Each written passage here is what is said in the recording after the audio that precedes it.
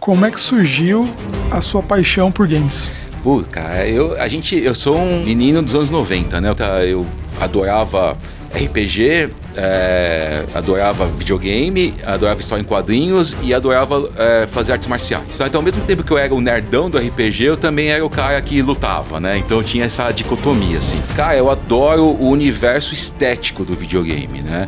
E eu acho que, assim, todo mundo que trabalha com audiovisual, com questão visual, com animação, bebe muito de lá, né? Hoje eu acho que, falando de estética, né? Assim, as coisas mais legais de vanguarda que eu vejo vêm do universo dos games, né? Mas aí fui fazer publicidade, né? A gente tenta encaixar toda essa questão visual, essa questão de narrativa que você gosta muito, né? E aí, na minha época, quando eu entrei na SPM, foi em 2001, bom, não tinha muitas caixas, né? E aí, bom, a caixa que eu consegui encaixar foi a publicidade. Como é que é esse processo? É muito complicado, porque assim, você vai e monta um projeto de 200 slides, e aí a pessoa que vai apresentar... Essa é uma das grandes dificuldades do mercado, assim. A apresentação, ela precisa ser feita a 4 mãos, né? O cliente tem que estar junto, a gente precisa entender até onde aquele cliente quer ir, né? E isso é muito difícil, cara.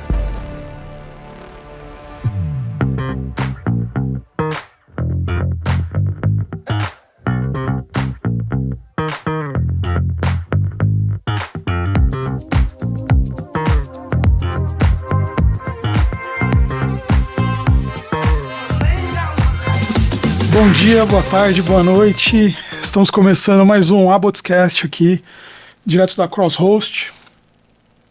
O Abotscast é uma iniciativa da Associação Brasileira de OTT Streaming, onde a gente busca conectar empresas aí do audiovisual, fabricantes de hardware, produtoras de software para streaming e acelerar o negócio delas, né, auxiliar elas em assuntos regulatórios também. E a gente tem parceiros aí bem relevantes como o Intelbras, a Nilco, né, do Grupo Band, a Abril, Century, das Parabólicas, MediaStream, Axido, Watch, Comscore e a Crosshost, que é essa casa aqui que nos recebe hoje, esse estúdio bem legal. E a gente tem falado bastante sobre o universo de games, às vezes sobre criatividade, e o nosso convidado de hoje, Marco Franzolin, é uma figura muito importante nesse mercado criativo aí. E, enfim, ele é publicitário, acho que ainda é, né? Apesar de não estar no dia a dia, é professor, empreendedor, sim. Ele é fundador da Monkey Business, que é uma das agências mais relevantes aí em relação a produção de apresentações, conteúdo audiovisual, sim, animações, né, para grandes empresas, grandes eventos corporativos. E ele lidera e fundou, né, a Monkey Business desde 2008, 2009, certo? Sim, 17 anos, né, quase 18. Por favor, se apresente aí, fica à vontade. Cara, bem-vindo. Muito legal estar aqui, assim, eu tava falando que é muito legal quando você entra no estúdio de um podcast que você acompanha, né? Então você se sente assim, né? Eu tô rompendo uma barreira aqui, né? E, cara, legal de estar aqui, fico feliz de estar participando, acho que foi o podcast com mais patrocinadores que eu já participei, então eu tô me sentindo importante aqui. E vamos conversar sobre essa evolução, né? Das mídias, do audiovisual, né? O que a gente tá sentindo por aí. Legal. Cara, primeiro assim, né, a gente se conectou e conversou um pouco sobre games, né? Sim. De alguma forma os games vão entrar nessa conversa mais vezes, mas assim, eu queria começar, eu sempre começo com essa pergunta: como é que surgiu a sua paixão por games? Pô, cara, eu sou um menino dos anos 90, né? Eu cresci nos anos 90, nasci em 81. E nos anos 90 a gente tinha uma relação com os games um pouco diferente que eu vejo que a galera tem hoje, né? Hoje é um pouco mais imersivo e tal. Nos anos 90 a gente, né, eu era, né, sempre fui nerd, né? Sempre gostei de coisas do universo nerd e videogame tava entre elas, né? Cara, ele entrou, né, quando meu pai me deu um Mega Drive de Natal. E eu confesso que assim, eu tive um hiato muito grande, né? Porque quando eu entrei na faculdade, eu parei de jogar videogame. Comecei a trabalhar, trabalhava em agência, virava à noite, final de semana e tal. E aí eu não fazia mais nada, né? Eu só trabalhava mesmo. Então, assim, eu tenho um hiato do Sega Saturno até o PlayStation 5, né?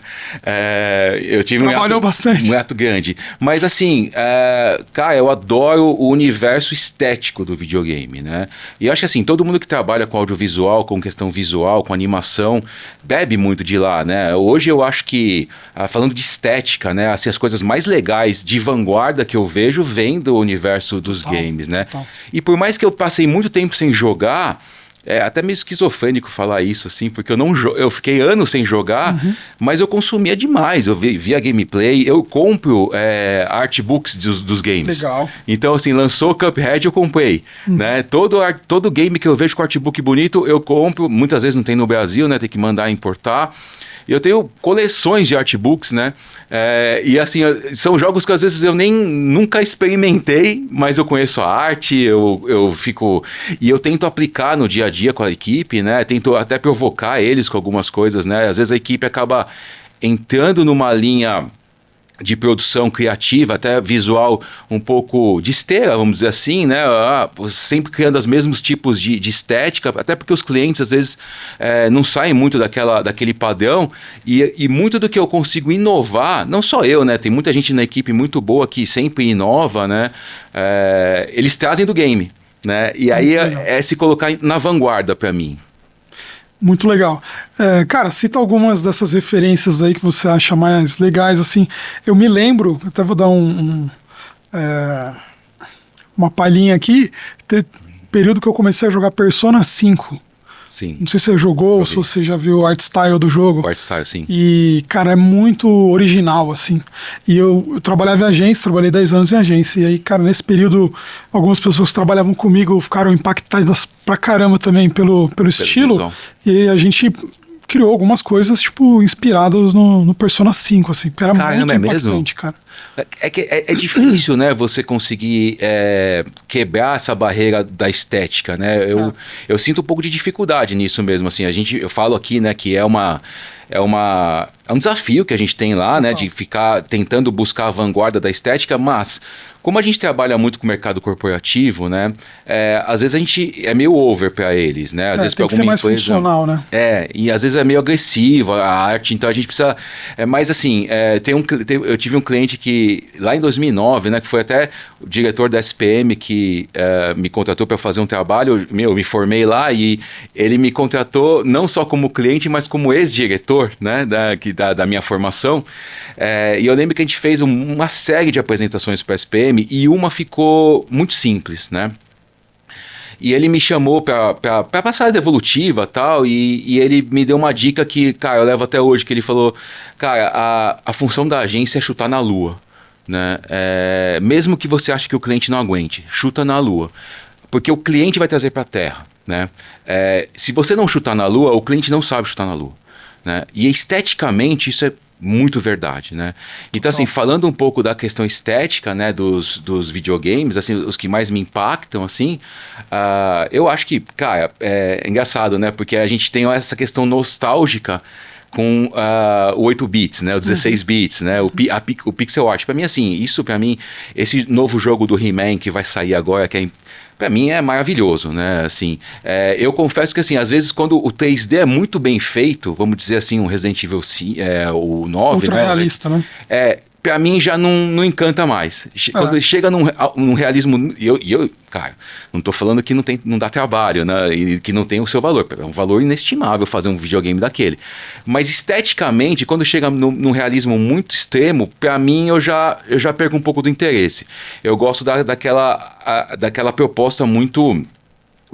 diferente. Por exemplo, um dos últimos que eu vi, assim, que me impactou demais, até a minha esposa me comprou um action figure, é o Cult of the Lamb. Pra mim, assim, eu fiquei fascinado com aquela arte, e não só com a arte, mas assim, com esse antagonismo criativo de você tratar de um assunto que ele é pesado, né? Com personagens Fofinhos. Com personagens fofinhos, então você foi um lamb, né? Uma ovelha que foi sacrificada num ritual satânico e volta, né? E aí você tem um relacionamento lá com alguns demônios e você pensa, meu, imagina esse briefing, né? Tá, é muito criativo mesmo. Como que eu ilustro isso, né? Cara, dependendo do lado que você for, o jogo não vai poder ser vendido, né? E aí os caras fazem uma quebra, fazem um paradoxo, né? E aí ilustra de uma parte, de um jeito fofinho, que vira até um action figure, né? Fica engraçado. E aí fica bonitinho. E você fala, cara, pra mim essa é a questão, assim, que me fascina demais, assim. Muito demais. legal mesmo.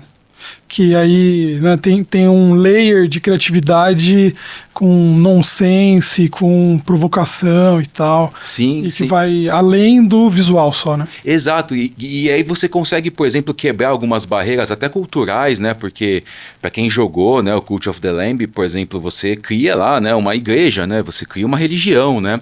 E você vai construindo a sua religião e aí você vai percebendo que como muitas outras foram construídas, né? E você tem várias escolhas, né? Você pode fazer coisas, em teoria, positivas, ou você pode fazer coisas mais maquiavélicas ali. Você pode levar a sua religião para qualquer... você pode ser um chaotic evil, né? Mas assim... só que como a estética ela é muito convidativa, não ofende, né? Não agride. Né? Tem humor, né? Também. Tem humor, exato. Então, eu acho que isso é uma sacada de uma quebra de uma barreira ali de comunicação genial, né? Então você não agride ninguém, né? A pessoa pode até ser um devoto de alguma religião e entender aquilo que você está jogando como uma construção, mas não te agride, né? Então, assim, é fascinante. Não, com certeza, ele não faz uma crítica direta nenhuma específica, né? E é tudo muito bem humorado também, eu acho. Eles acertaram muito bem no tom e no gameplay. Esse jogo é perfeito. Muito legal. E, cara, me conta mais sobre essas primeiras experiências de trabalho, sobre a sua carreira e o que levou à criação da Monkey Business. Tá. Cara, assim, a Monkey, ela começou de um jeito, assim, bem empírico, vamos dizer assim, né? Eu sempre trabalhei com criação, né? Então, acho que, como eu falei, né? O menino dos anos 90, eu adorava RPG, adorava videogame, adorava história em quadrinhos e adorava fazer artes marciais, né? Então eu era muito envolvido assim nessa área do nerd, né? Então acho que ao mesmo tempo que eu tinha um grupo de RPG, eu lembro que teve uma feira de ciências na minha escola que eu quis fazer sobre RPG, né? Feira de Ciências e Cultura, né? Então eu como um bom advogado, né? Eu usei ali uma brecha na lei e falei, bom, tem cultura, pode ter RPG, né? E eu fiz lá um stand sobre RPG e eu meio que... apresentei o RPG na minha escola, né? Então a gente montou um monte de grupo, tá? Então ao mesmo tempo que eu era o nerdão do RPG, eu também era o cara que lutava, né? Então eu tinha essa dicotomia, assim. Mas aí fui fazer publicidade, né? A gente tenta encaixar toda essa questão visual, essa questão de narrativa que você gosta muito, né? Bom, onde eu encaixo, com o que eu vou trabalhar, né? E aí na minha época, quando eu entrei na SPM, foi em 2001, bom, não tinha muitas caixas, né? E aí, bom, a caixa que eu consegui encaixar foi a publicidade, porque ao mesmo tempo que eu gosto muito do visual, eu confesso que eu não sou um ótimo ilustrador, nem um ótimo designer, né? Conheço designers, principalmente lá na Monkey, assim, a galera da Monkey me dá uma surra, né, que eu nem vejo passar, né? Mas como eu sempre tive esse gosto, né, e essa busca meio holística na parte criativa, né? Então, desde gostar de roteiro até a parte visual, né? Mas eu nunca me foquei em nenhuma delas, eu fui para publicidade. Fui trabalhar em agência, né? Que nem você. Trabalhava como diretor de arte, fazendo campanha, na época campanha de revista e tal. E assim, toda vez que a gente pegava uma campanha para fazer, tinha lá todos os desdobramentos da campanha e sempre tinha uma apresentaçãozinha de PowerPoint ali no meio, né? E acontece que, ninguém queria fazer, né? Então, era meio que até ofensivo, né? Você pegava um diretor de arte que estava fazendo uma página dupla, né? Tava fazendo um filme publicitário e falava assim, cara, agora você vai fazer um PowerPoint. Eles não gostavam, né? E eu, como eu ainda tava começando, foi meu primeiro trabalho como diretor de arte, eu entrei num grupo que tinham diretores de arte muito mais antigos do que eu, né? E eles pegavam os jobs mais legais e eu ficava com os jobs mais simples, né? E aí a gente nunca fazia a apresentação do jeito certo, né? A gente deixava para o assistente não pegava, deixava para o estagiário, e aí o tempo ia acabando, né? Chegava no final do tempo para entregar, estavam todas as peças prontas, a gente pegava lá alguns estilos das peças, montava um PowerPoint ali em meio período, entregava para o cliente e o cliente gostava, né? Por quê? Porque existia um gap ali, né? Ninguém estava fazendo isso, né? Então, foi aí que eu comecei a entender que existia uma demanda para isso, né? Isso em 2009, 2008, né? E aí aconteceu comigo o que acontece com muita gente de equipe criativa, né? O nosso principal cliente da agência encerrou a verba, né? Uma empresa que foi comprada por um grupo exterior, eles saíram do Brasil, e era a empresa que praticamente sustentava a agência, né? E aí todo mundo, do dia para a noite, estava demitido. E eu confesso, cara, eu entrei numa depressão, assim, profunda, né? Eu fiquei até com um pouco de agorafobia, fiquei trancado na minha casa, né? E não sabia mais o que fazer, né? E em algum momento eu tinha que pagar minhas contas. Tinha poucas contas na época, eu estava com 26 anos e morava com os meus pais ainda, mas eu lembro que eu tinha um Palio azul, que estava parcelado em 60 vezes, 60 prestações de R$700. Então eu tinha que conseguir R$700, né? E aí veio essa questão, pô, e se eu fizer as apresentações, né? E aí comecei a procurar por isso, só que era uma coisa ainda meio nova, as pessoas não... Eu encontrava muito essa resistência de falar assim, cara, por que eu vou te pagar para fazer um negócio que, sei lá, o meu estagiário faz para mim, né? Ou que eu mesmo faço. Eu lembro que nosso primeiro cliente foi a Warner Bros.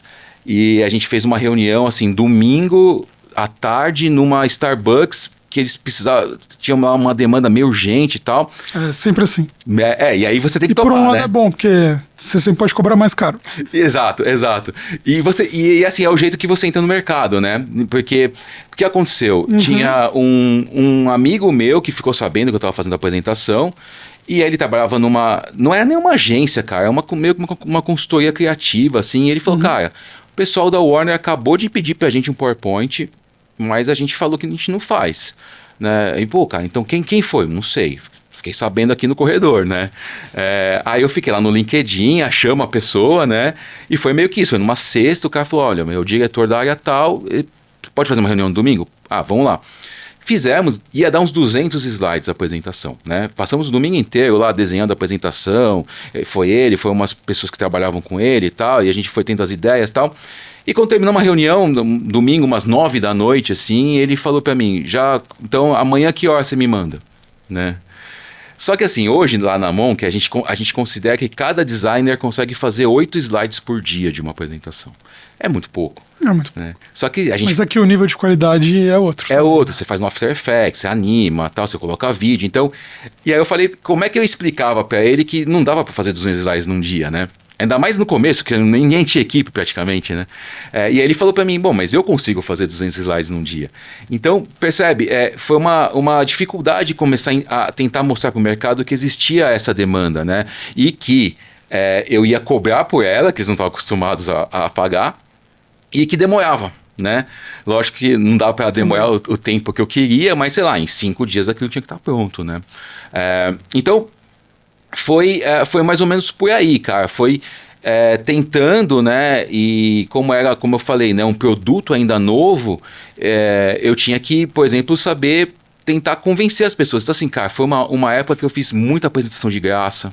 Imagina. Né? Fiz muita degustação. Tive que fazer, por exemplo, né? Concorrência, imagina. Concorrência. E às vezes, assim, por exemplo, a gente fez o Warner. O Warner foi, assim, muito legal, porque como o material deles é muito rico e eles deram muita liberdade. Tem muito personagem, né? Tem muita coisa que ajuda a montar. A vender. Né? Então, por exemplo, eu lembro na época, eles entregaram para mim, assim...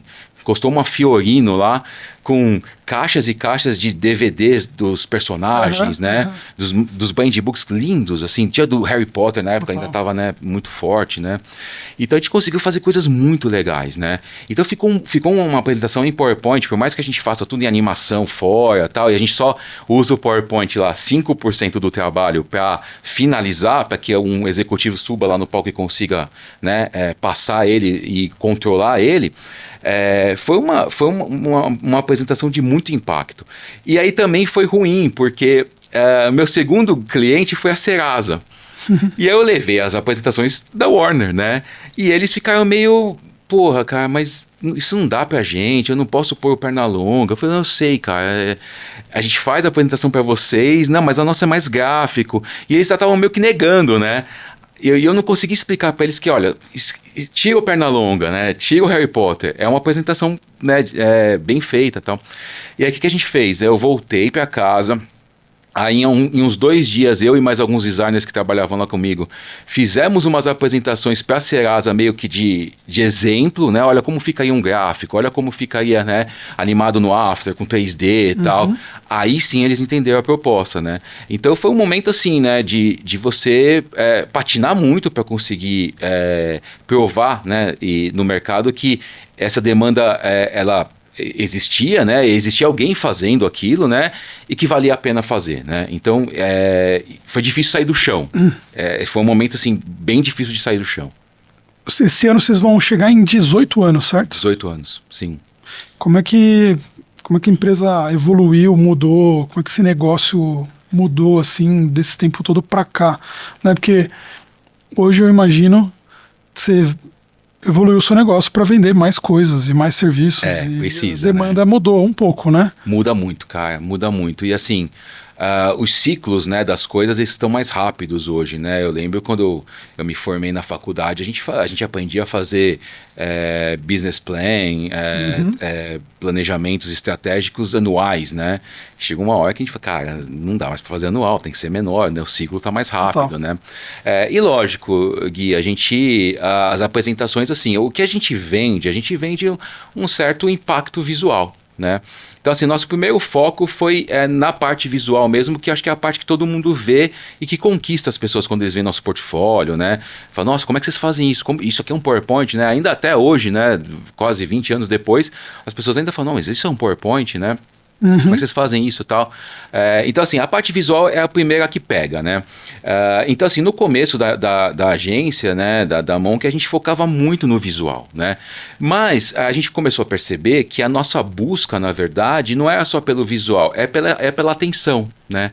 É pela mensagem, é para tentar garantir que essa mensagem seja bem transmitida, que a gente consiga gerar atenção, que a gente consiga manter a atenção, né? Então a gente começou a perceber que o nosso negócio ele é muito mais abrangente do que o PowerPoint. A gente entrou pelo PowerPoint, né? Mas, por exemplo, em algum momento a gente começou a trabalhar muito roteiro, porque a gente começou a ver, tá bom, a apresentação tá linda, mas não tá dizendo nada. Né? Então aí a gente montamos um time de roteiro, tivemos que entender uma metodologia de roteiro, né? E aí sim eu voltei a estudar, fui estudar storytelling, né? Acabei estudando tanto storytelling que eu passei a dar aula de storytelling, né? Mas exatamente tentando traduzir aquele storytelling que a gente aprende, né? Jornada do herói, do Maquis, essas coisas. Como é que isso funciona corporativamente? Um slide, né? Também, né? Um slide. Eu lembro, sendo que eu preciso comentar uma coisa, né? Que eu lembro que eu trabalhei em agência 10 anos como planejamento a maior parte desse tempo, né?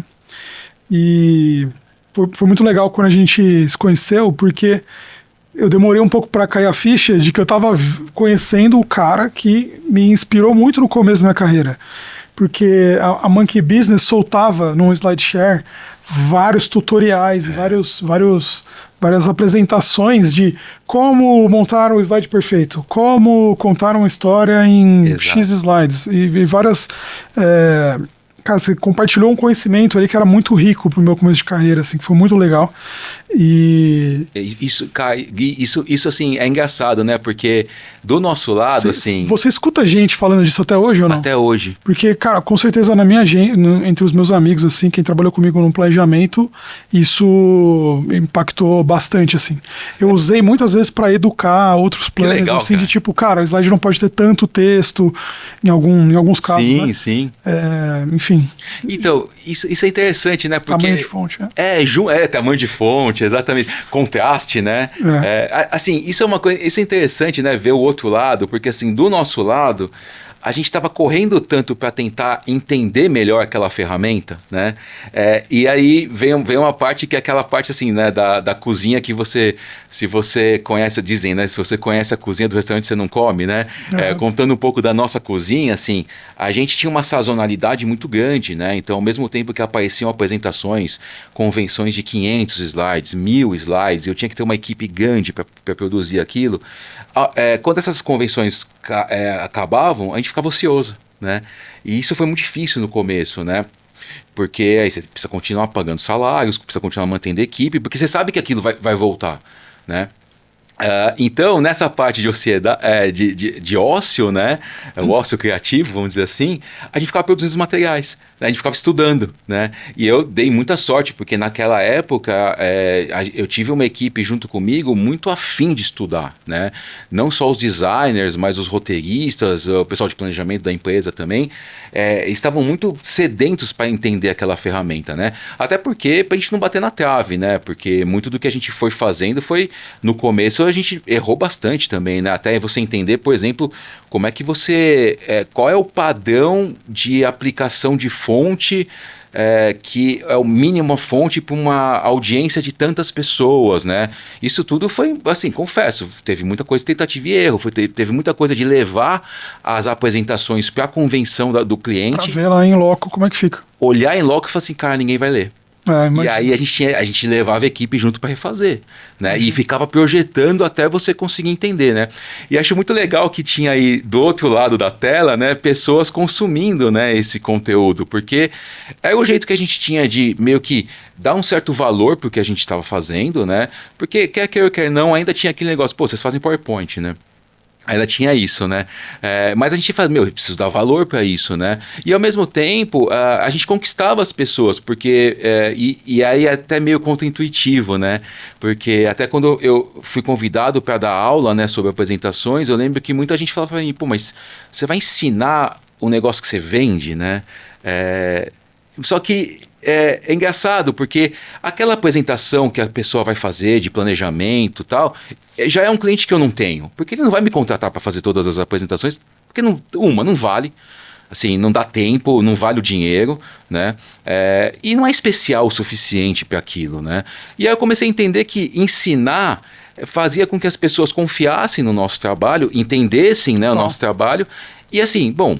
sei lá, de 10 apresentações, 9 eu vou fazer usando as coisas que vocês estão me ensinando, mas quando eu tiver aquela mais especial, vai chamar a gente, né? E para fechar, teve um cliente nosso que, falando, né, dessa questão de compartilhar conteúdo, que a gente teve uma época que a gente fazia as dicas de apresentação no Instagram, né? Então a gente todo dia de manhã a gente fazia uma imagenzinha e colocava lá um texto rápido falando alguma coisa de apresentação, né? Então ficava lá uma artezinha com a dica, né? Sempre uma coisa muito rápida, né? Uma vez eu fui fazer uma reunião num cliente e das pessoas do cliente, ele imprimia e ele montou um álbum, né? E a gente fez por anos, né? Então eu não tinha organizado, mas ele tinha. E era um álbum que ficava dentro da empresa. Para o pessoal que ia fazer a apresentação, eles consultavam, sabe? Muito legal. Então, olha que eu não imaginava que ia chegar tão longe, né? Mas chega, então isso é muito bacana, né? Pô, muito, muito maneiro. E é muito interessante essa mentalidade de compartilhar conhecimento, né? Não sei se você já ouviu algumas pessoas falando da Singularity University, tem uma mentalidade de abundância, né? Que é uma mentalidade mais moderna, corporativa e, enfim, que uma crença de que compartilhar conhecimento enriquece todo mundo. Tem aquela máxima, né, de conhecimento é a única coisa que você divide.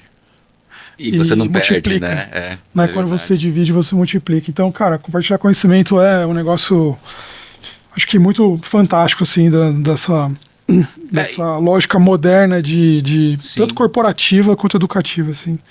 Usar a internet. É engraçado, né? Porque realmente... CEOs hoje no LinkedIn...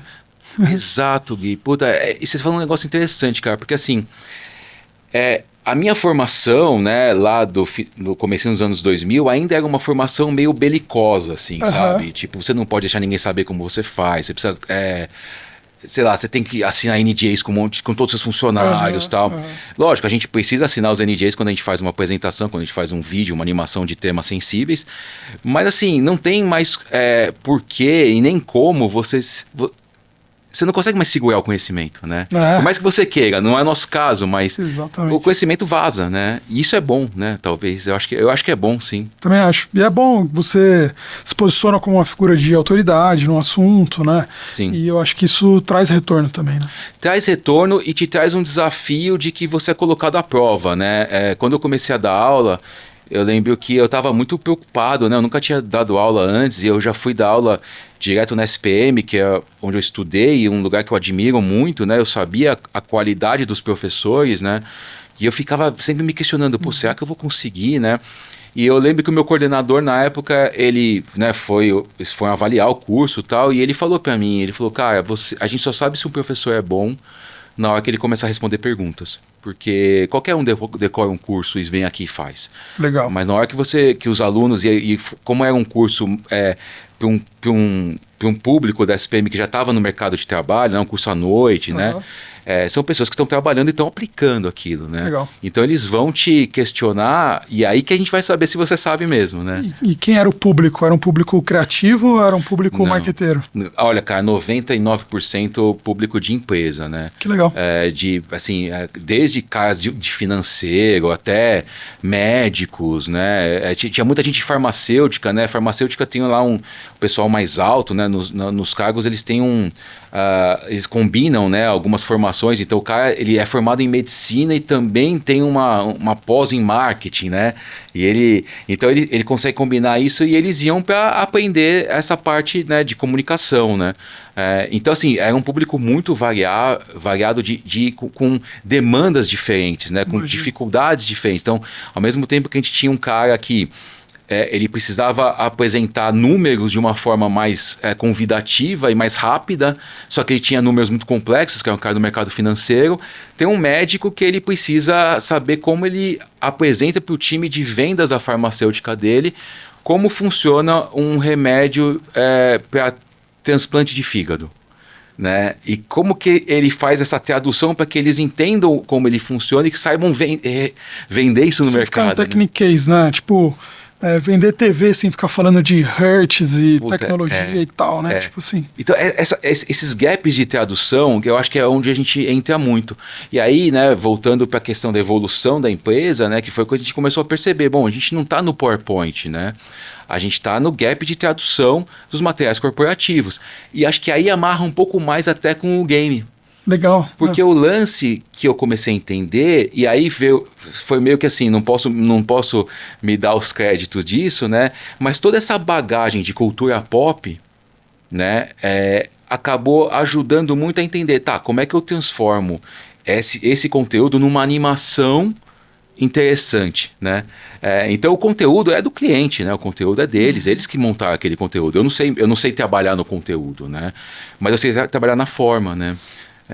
E aí veio e se fosse um game? E se fosse ilustração, né? E se fosse em 8 bits? E se fosse um personagemzinho? E se fosse uma história, né, fantástica, né?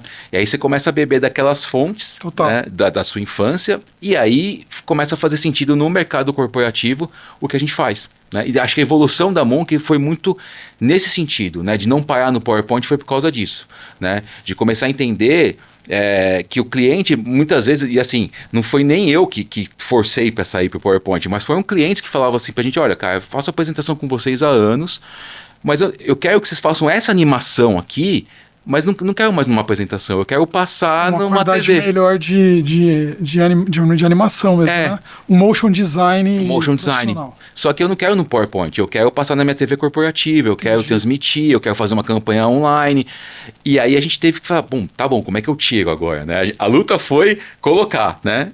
E depois a luta foi tirar do PowerPoint aquilo, né? Total. Então exatamente, acho que a evolução foi mais ou menos por esse caminho. Durante o meu período como planner, eu acho que parte do trabalho era muito como traduzir coisas complexas em poucas palavras, poucos slides. Tinha sempre que usar exemplos enfim, formas criativas de, cara, explicar coisas complexas. Sim. E aí muitas vezes o visual é muito importante e outras vezes eu preciso achar uma referência, alguma coisa assim que as pessoas vão entender do que eu estou falando. Porque às vezes eu trabalhei muito tempo com digital, então muitas vezes a tecnologia era uma barreira, né? Sim. E aí eu precisava achar formas muito simples de traduzir alguma coisa da tecnologia para algo mais dentro da realidade para quem eu estava vendendo. Mas eu estava sempre nessa figura de vendedor, né? Caramba. E aí eu estou montando um slide que eu vou apresentar. No caso de vocês estão montando uma história que, cara, é outro interlocutor que vai falar essa história. Como é que é esse processo? É muito complicado, porque assim, você vai, monta um projeto de 200 slides, e aí a pessoa que vai apresentar ensaia quantas vezes isso, ensaia junto com vocês, como é? Olha, Gui, grande pergunta, cara. Eu acho que essa é uma das grandes dificuldades do mercado, assim. E aí eu tenho uma visão, assim, muito clara disso, né? Porque eu tenho o privilégio de olhar, vamos supor, se a gente dividir a Monkey em três grandes empresas, a gente tem a Monkey das apresentações, dos vídeos e das animações, né? E aí a parte das apresentações, ela realmente tem esse problema. Quando a gente vai para o vídeo e para a animação, como a pessoa não está ali dependendo dela para conduzir, é mais fácil. É engraçado falar isso. Falar em cima, né?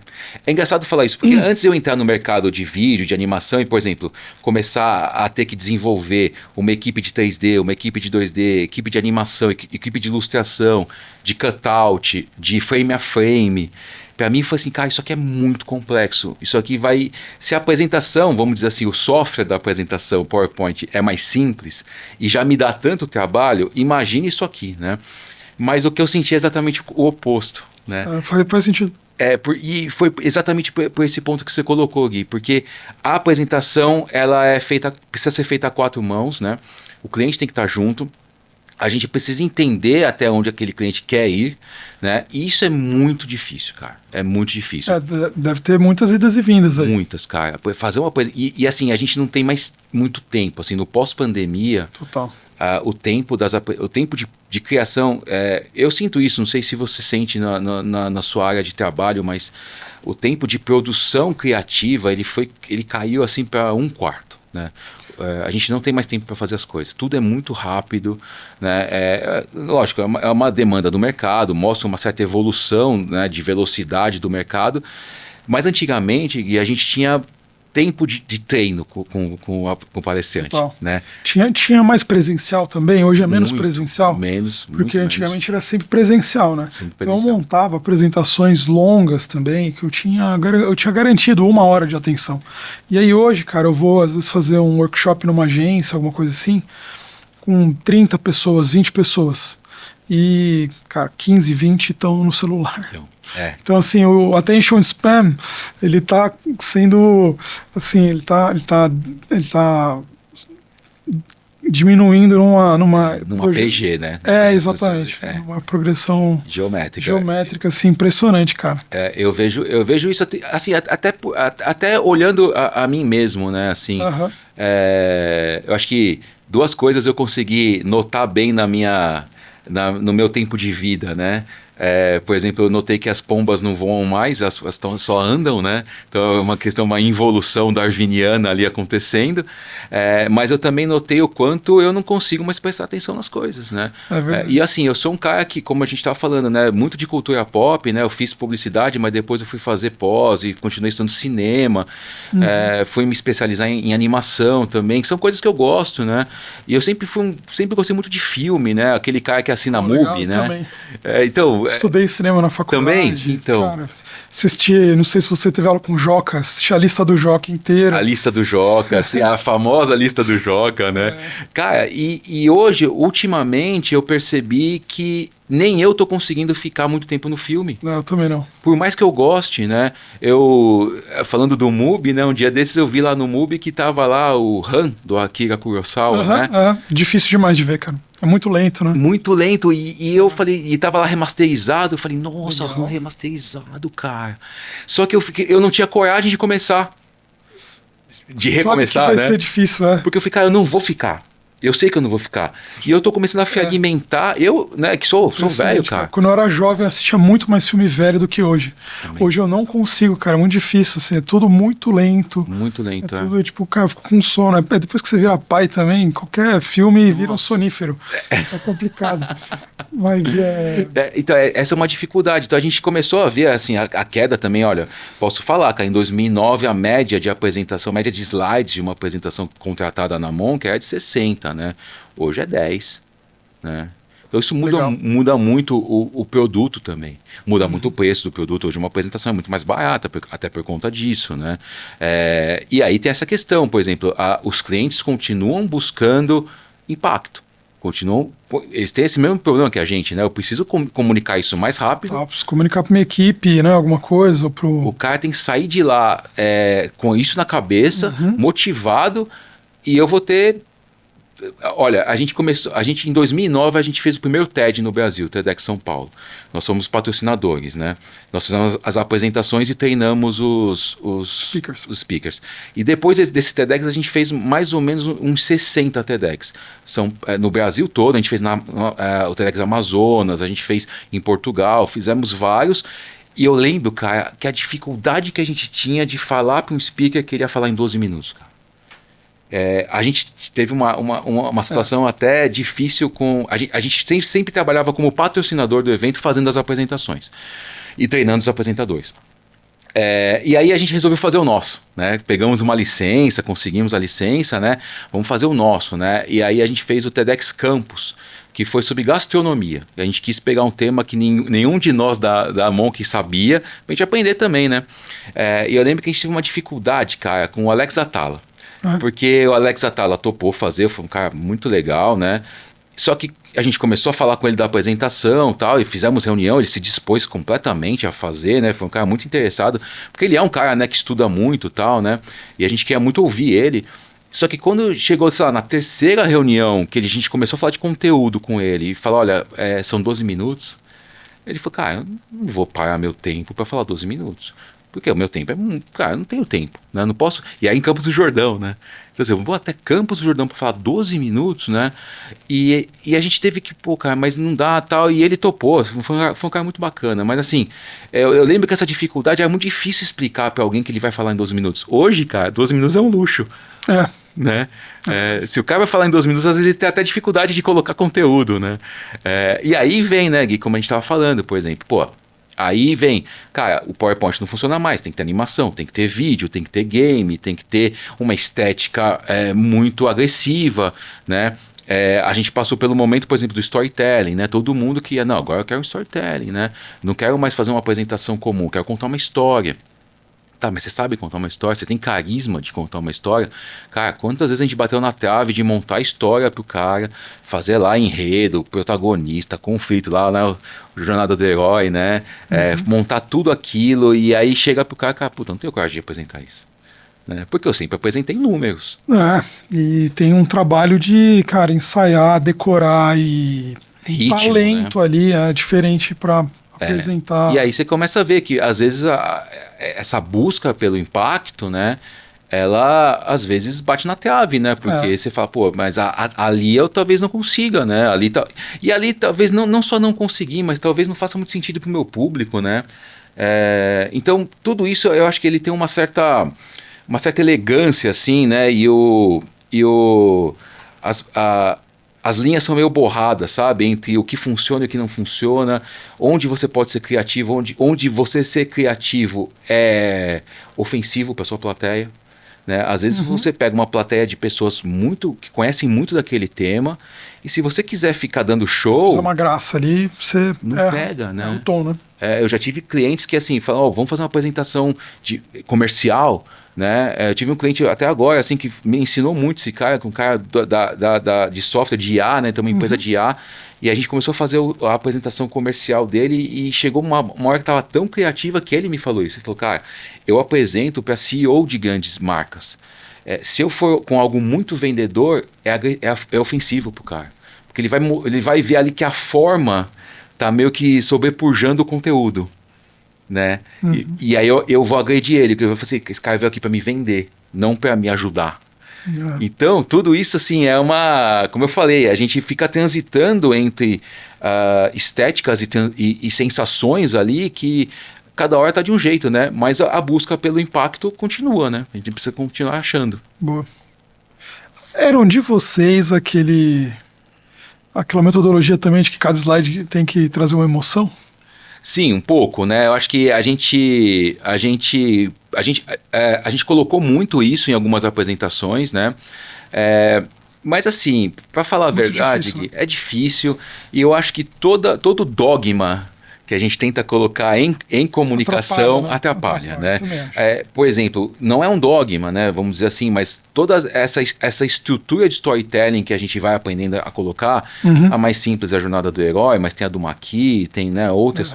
Cara, nem elas duram numa apresentação, porque você pensa, eu não vou conseguir passar por todos esses passos. Todo mundo já ouviu essa história tantas vezes, né? Que ela, ainda assim, por mais básica que seja e tem um track record de sucesso, todo mundo reconhece rápido. E aí você fala, pô, de novo a mesma história. E aí você perde, e a né? gente cansa, né? É impressionante. Eu lembro que em 2008 teve a... Todo filme tenta isso, né? Poucos dão certo. Não é isso?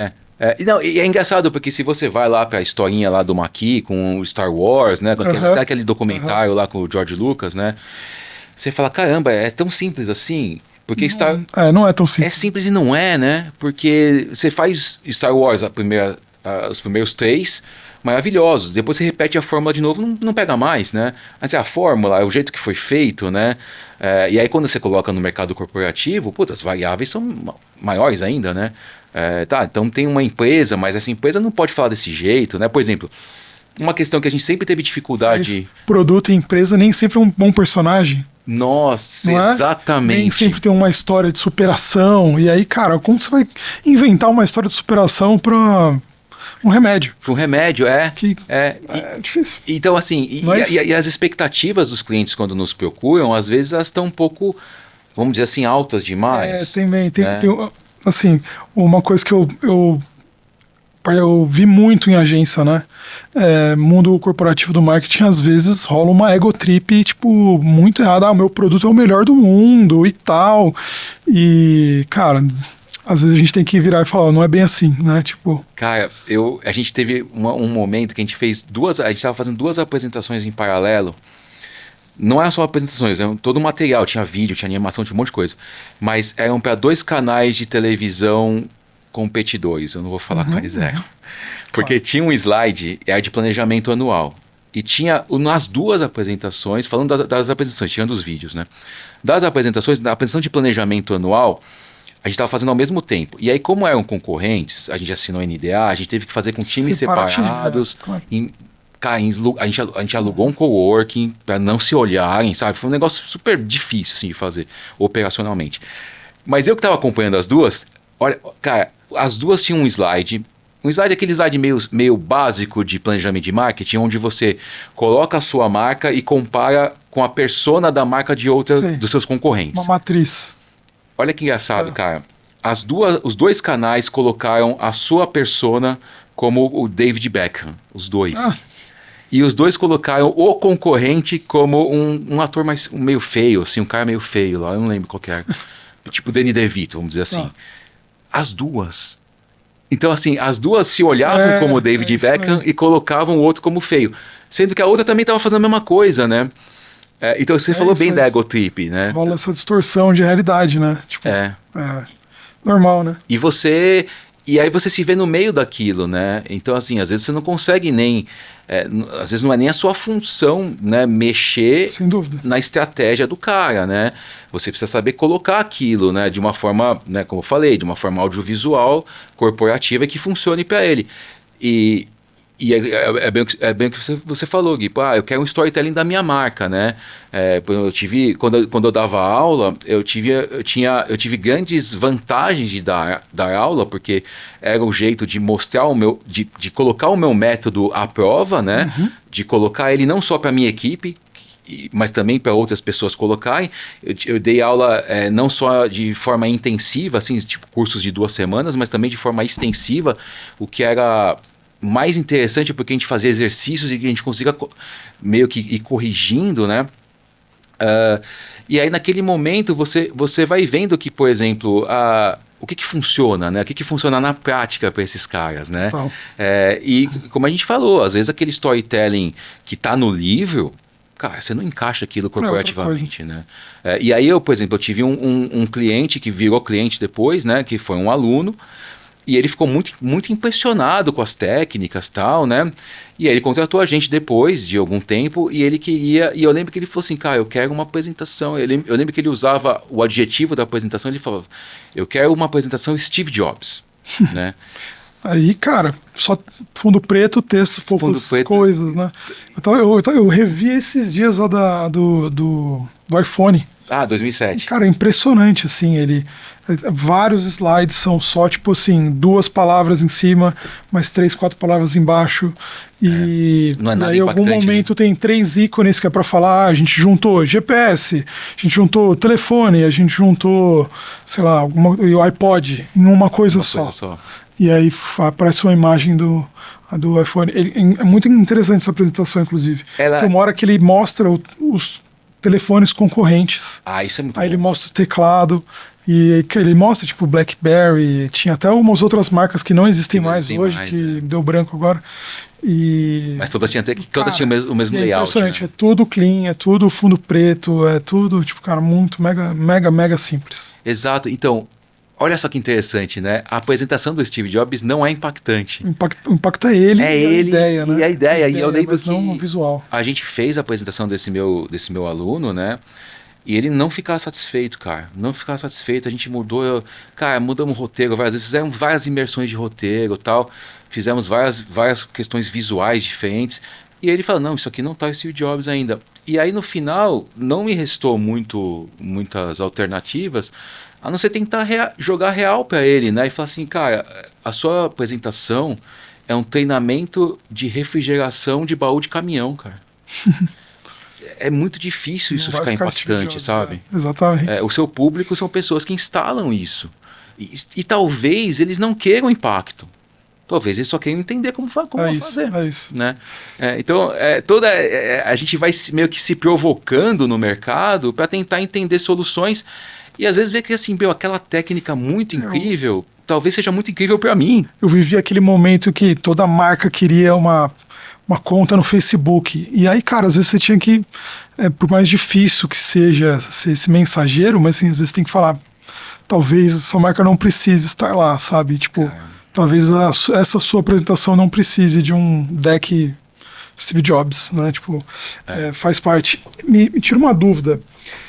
Que tipo de recomendação você faria para empresas hoje que querem se comunicar internamente ou externamente nesse mundo completamente fragmentado, assim, de difícil atenção, como a gente falou? Tem alguma coisa que você tem visto que você acha que vale a pena dividir ou não tem regra? Não, eu acho que a gente pode partir do não tem regra, né?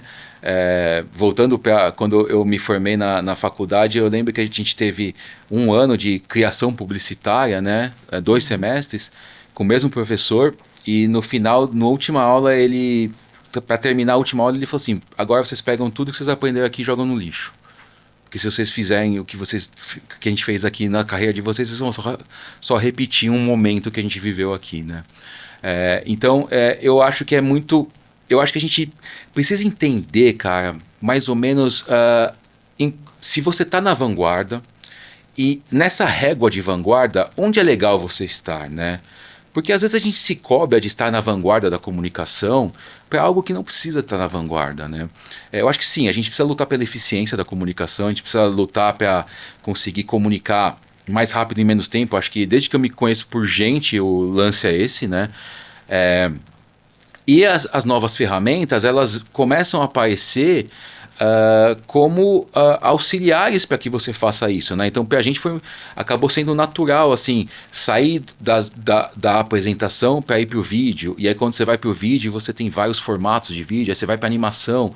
Aí, dentro de animação, você pode fazer um cutout, mas às vezes você precisa fazer um frame a frame, né? Mas às vezes você precisa fazer um 3D, né? E aí as técnicas vão aparecendo. O que acontece é que eu acho que às vezes a gente quer encaixar uma técnica em uma estratégia, né? O retroplanejamento. Retroplanejamento, é. E às vezes até pelo desespero, né? A gente fica realmente... A gente vive com os nossos clientes, né? Hoje são mais de 2.000 empresas que contratam a gente. A gente às vezes vive esse problema, né? De falar, cara, isso aqui está muito difícil de comunicar, né? E eu sei que aquele cara, aquele cliente dentro da empresa, ele está passando por um momento complicado, porque ele está sendo julgado, né? Ele está... eu lembro que a gente fazia, hoje não fazemos mais, mas a gente fez durante muito tempo treinamento de como apresentar no formato TED dentro das empresas, né? Naquele momento que, né, 12 minutos ainda era algo a ser muito treinado e tal. E eu lembro que teve uma empresa que as pessoas estavam muito nervosas, né? E eu não estava conseguindo, eu fazia o treinamento na época, eu não estava conseguindo evoluir o treinamento, né? Mas muito por causa de ansiedade, né? E aí chegou um momento que eu falei, gente, vocês conseguem, né? A gente vai conseguir e tal. E eles falaram, eu falei, eu usei um termo errado até, eu falei, cara, é fácil fazer, mas a gente só precisa, né? Vamos evoluir que a gente vai conseguir, vocês vão conseguir chegar lá. E uma das pessoas me chamou e falou assim, Marco, mas é fácil se você não está sendo julgado pelo seu chefe, né? E aí, puta, realmente, né? Então, entra aí uma questão. Eu vejo que às vezes a gente vai se apaixonando por formatos, ou por técnicas, ou por tecnologias, e não é ela que vai salvar, né? Porque desde o começo da Monk, cada hora, lembra, a gente sempre bateu no PowerPoint. Faz o PowerPoint porque, toda máquina tem, é leve, qualquer um consegue mexer, todas as nossas apresentações são 100% editáveis. Porque quando a gente entrega para o cliente leva e assim, quer mudar número, tá tudo editável lá, né? E aí eu lembro que eu falei assim, não, mas e o PESI, né? Uhum. Lembra do PESI, né? Mas e o campo? Não, aí às vezes o cliente vem e aí você tem que meio que decifrar ali, né? Que ele fala assim, no comercial, eu quero a minha Keynote. Cara, não é o Keynote que vai resolver.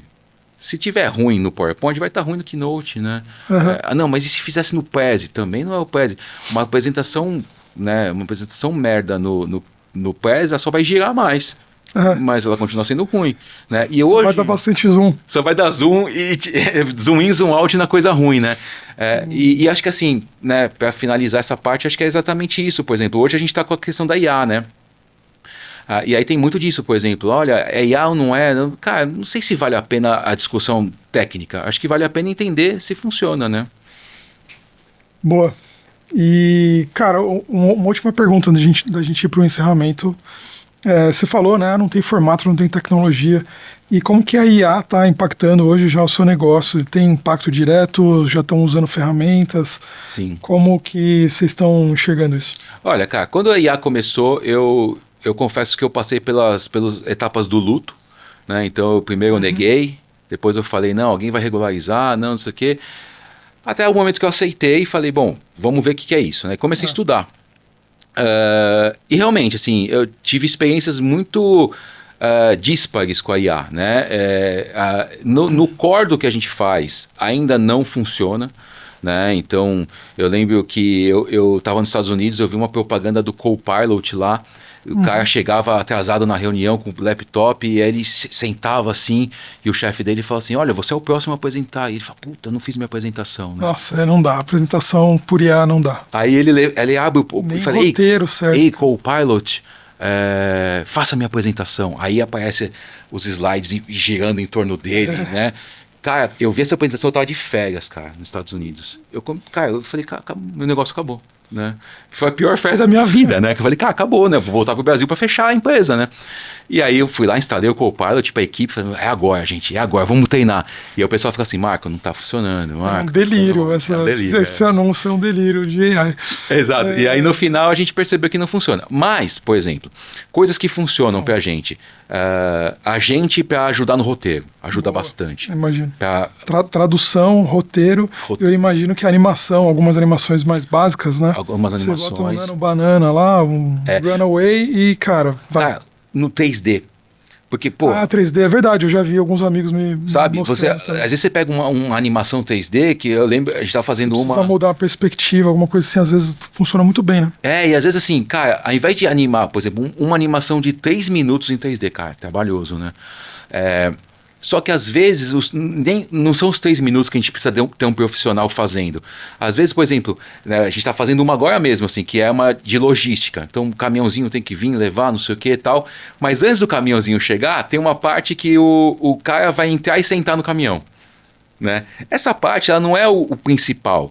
Então eu posso pegar o 3D que o ilustrador 3D fez, colocar para só a IA animar ele sentando no caminhão. Isso aqui ia me tirar um dia de um animador. Agora não precisa mais, né? Então você vai meio que comendo partes, né? Para fazer um filme da Pixar, dá para usar algumas coisas. Né? Dá, que não é um principal ali. Então, assim, ainda eu não sei exatamente para onde vai. Mas, por exemplo, 2 coisas interessantes. No começo desse ano eu assinei meus primeiros contratos com clientes garantindo que a gente não vai usar IA Legal. no job. E agora eu assinei um contrato com o cliente garantindo que eu vou usar IA. Imagino. Então, a gente está tateando ainda, né? É isso. Você vai ter que entender como que isso funciona e impacta o seu negócio, né? Porque o seu negócio ainda é um negócio artesanal, digamos assim. Né? Sim, sim. Legal. Pô, acho que a gente teve uma conversa foi ótimo. Bem profunda, muito legal. Cara, você é um cara admirável, assim, pela capacidade de ter criado esse negócio, de fazer tanta coisa. Pô, caramba, obrigado, cara. Vou mandar isso pra minha mãe, cara. Porque minha mãe sempre fala que meus primos são melhores que eu. Aí, mãe, eu sou admirável. Ô, louco, depois me fala quais empresas seus primos fundaram. E onde que a gente pode, a nossa audiência aí pode acompanhar mais sobre você, Marco, e sobre a Monkey Business? Cara, a gente tem 2 perfis, né, nas redes sociais. A gente tem a Monkey Business e a Monkey Motion. A Monkey Business é a nossa marca principal. A Monkey Motion fala um pouco mais de animação. Está começando agora, né? Você pode achar as duas, Monkey Business e Monkey Motion. Para me seguir, assim, eu não coloco muita coisa nas minhas redes sociais. É Marco Franzolin em todas. A que eu mais uso é o LinkedIn, infelizmente, mas é a que eu mais uso. É a mais chata, mas eu escrevo muito, né? Eu sou colunista em alguns sites. Legal. Então tem todos os meus artigos eu costumo colocar no meu LinkedIn, todos esses estudos que a gente faz, ou estão nos perfis da Monkey, ou estão nos meus perfis também, mas eu acho que vale mais a pena seguir a Monkey do que eu. Boa. Então é isso, a gente vai encerrar esse episódio por aqui. Obrigado a todos que assistiram aí, a gente está sempre disponível no YouTube. Estamos também no canal Market, toda quinta-feira, às 8h30 da noite. É um canal que está disponível na Claro TV, canal 692, e na Vivo e Vivo Fibra, canal 611, e também no formato on demand pela Box Brasil Play, distribuída pela Claro TV e pela Amazon Prime. Então é isso. Muito obrigado, Valeu, Marco. Cara. Foi um prazer ter você aqui. E é isso. Tchau, tchau. Até a próxima. Valeu.